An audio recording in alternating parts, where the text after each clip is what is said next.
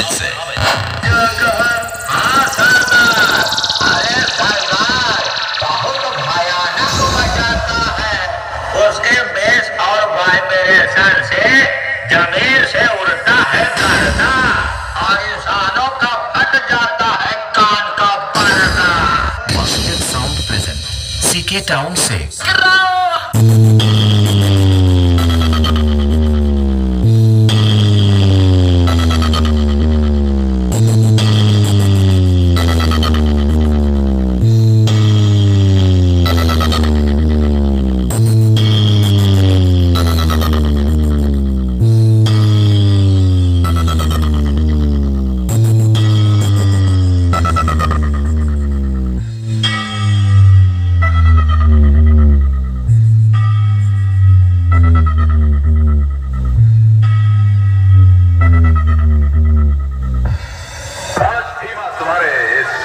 कुरुक्षेत्र में खड़ा होकर महाभारत का ऐलान करता है।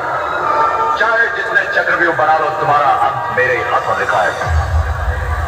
पिस्तौल चलाने का मौका मैं तुम्हें भी दूंगा ठाकुर, लेकिन आज नहीं। इंतजार करो, मैंने भी 7 साल इंतजार किया।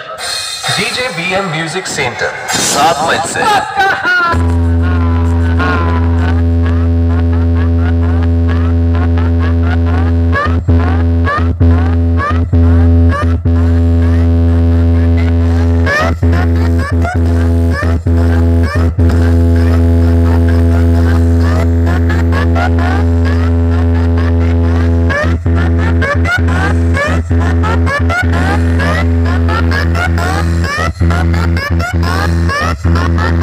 Basudev Sound present CK town से।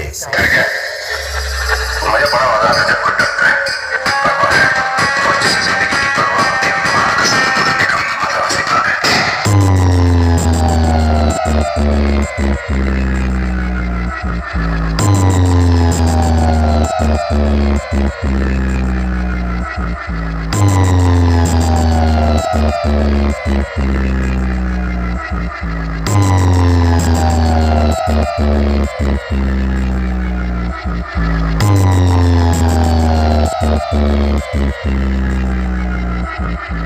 हेलो कौन?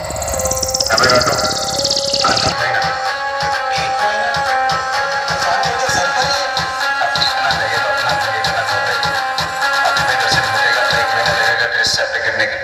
Basudev Sound present CK town से।